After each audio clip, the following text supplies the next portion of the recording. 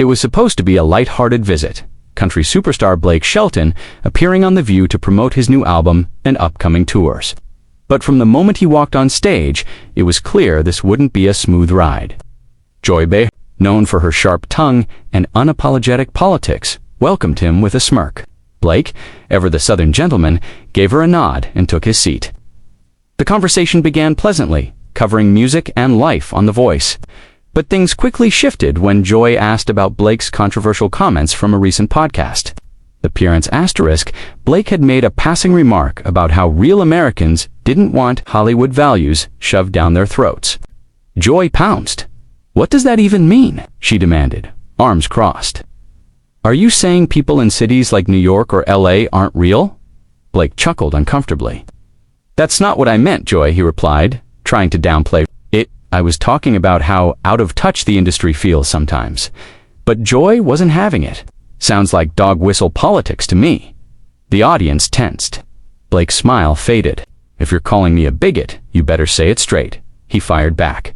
Asterisk, that line shifted the tone immediately. Whoopi Goldberg glanced at the producers. Sunny Hostin leaned back, eyebrows raised. Joy leaned in instead. "I didn't say that, but I do think words have consequences," she snapped. Blake shook his head. "You're twisting what I said to fit your agenda?" The audience murmured. You could feel the tension stretch like a rubber band. A commercial break was desperately needed, but producers, sensing ratings gold, let the segment roll. And that's when it all blew up. Asterisk, Joy doubled down. "You want to talk about values? What kind of values do you promote when you say the media's the enemy, or that people shouldn't trust science?" Blake's voice rose. "I never said any of that. You're putting words in my mouth on national TV." His Oklahoma drawl now edged with real anger. "You bring people on here just to corner them, not to listen." Whoopi intervened, trying to cool things down. "Let's all take a breath," but Joy talked right over her. "You're just mad you got called out." Asterisk, Blake stood up. "You know what? I don't need this." He unclipped his mic as the audience gasped. Joy smirked. "Typical," she muttered, "walk away when it gets tough." Blake turned back around. "No, I walk away when it turns fake." He stormed off stage. Whoopi sat frozen, hands folded, while producers cut abruptly to commercial. But it was too late. Clips were already flooding social media. Fans on Twitter were split. Some cheered Blake for standing his ground, others applauded Joy for holding a celebrity accountable. Asterisk, by noon, the headlines were everywhere. Blake Shelton walks off The View in explosive argument with Joy Behar, country star versus liberal co-host who crossed the line. News outlets across the spectrum aired the footage on loop. Fox News praised Blake's refusal to be bullied. MSNBC called Joy unafraid to challenge hypocrisy. TikTok users made dozens of mashups, some adding country music over the walk-off, others highlighting Joy's most biting lines. No one could agree who had won, but everyone was watching. Asterisk, behind the scenes, ABC executives were scrambling. Some feared the fallout would alienate Blake's massive fan base. Others believed The View's audience appreciated the confrontation. Joy remained unapologetic. If he can't handle tough questions, maybe he should stick to writing songs. Meanwhile, Blake posted a short message on X, formerly Twitter.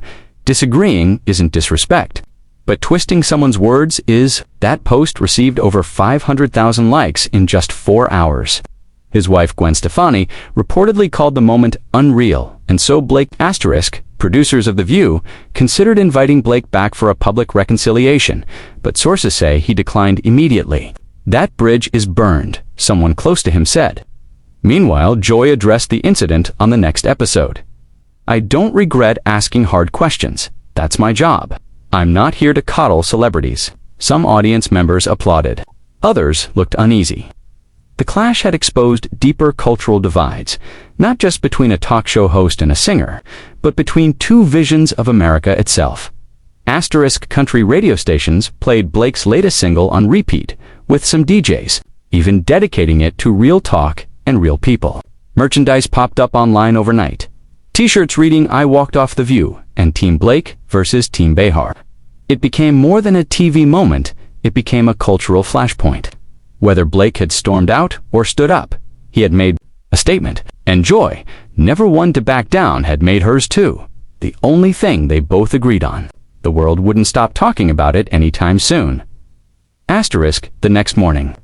Joy Behar arrived at the View studio earlier than usual, sipping her coffee and scanning the endless stream of media headlines still swirling around the now infamous walk-off. Her team had warned her, it's bigger than we thought. But Joy wasn't flustered. She was fired up. As the lights went up and the music faded, she turned to the camera and addressed the elephant in the room. Look, I asked a question. He didn't like it. That's not my fault. The audience gave a hesitant round of applause. It wasn't the roaring approval she was used to, but she didn't backpedal. Asterisk Sunny Hostin looked cautious, choosing her words carefully. I just think, ... It escalated quickly. He came here to talk about music, and it veered into something. Else Whoopi stayed silent at first, visibly tired of the media circus. But Joy cut back and he made those statements in a public interview. If he says it out loud, I have a right to ask about it. This show isn't a press tour. It's a conversation. Meanwhile, the producers displayed a split screen of Blake's walk-off. A slow-motion replay now being parodied across late-night comedy shows, asterisk Blake. But sources close to him leaked that he was deeply disappointed in how the show treated him. He felt ambushed, one friend said. He's not a politician. He's an artist who got interrogated. Country music circles were buzzing. Several high-profile country stars, including Jason Aldean and Miranda Lambert, posted vague but pointed messages of support. You don't go on a show like that unless you're ready to get sucker punched, one singer tweeted. Hashtag I Stand With Blake began trending. Asterisk. Then came the sponsors. A major alcohol brand that backed Blake's tour released a statement praising his grace under fire. Meanwhile, one of The View's longtime sponsors quietly pulled its ad spots for the week, stating they were re-evaluating commitments during moments of public controversy. ABC tried to contain the situation by holding internal meetings and reminding their hosts to balance boldness with fairness.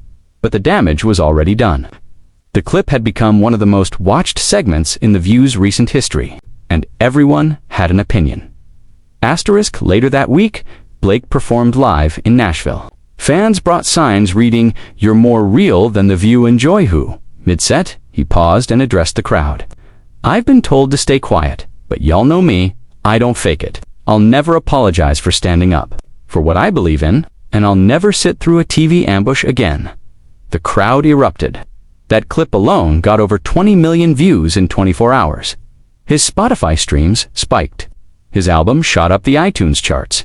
While TV critics debated the drama, Blake's fan base rallied harder than ever. But Joy wasn't going down without a fight. On her podcast, she expanded on her perspective. If you say something inflammatory, people will ask about it. That's not disrespect, that's responsibility. Then, in a slightly more biting tone, she added, if Blake thinks he can speak in sound bites and never get challenged, maybe he should stick to singing about tractors and tequila. The quote went viral. Blake's fans called it condescending. Joy's defenders said it was accurate. The rift had officially turned into a culture war. Asterisk Whoopi Goldberg, typically the voice of calm, finally broke her silence in an interview with a morning radio show. It's exhausting, she said. Everything turns into a battlefield now. We used to be able to talk. Now people walk off instead. Some praised her for calling out the drama. Others said it was a veiled jab at Blake. Either way, The View had become the epicenter of one of the year's most talked about showdowns. And the tension wasn't just between Joy and Blake anymore, it was between two Americas watching from home. Asterisk petitions began circulating, one to remove Joy Behar from The View, and another to ban Blake Shelton from daytime talk. Shows both racked up tens of thousands of signatures. Comment sections boiled over with rage and sarcasm. YouTube reactors posted breakdowns of every moment from the clash. Media analysts appeared on news panels debating who had won. The confrontation, or if it was a loss for civil discourse altogether, it was more than just TV. It was a reflection of a nation's boiling nerves. And then, in a twist no one saw coming, a rumor began to spread. Blake Shelton had been approached for a brand new talk show, one focused on unfiltered, real conversations. Producers from a rival network allegedly pitched it as the anti-V way, safe space for country voices, working-class stories, and guests who won't be blindsided. While Blake hadn't signed anything, insiders said he was seriously considering it. He's tired of defending himself on someone else's turf, one source said. Now he's thinking, what if he made his own?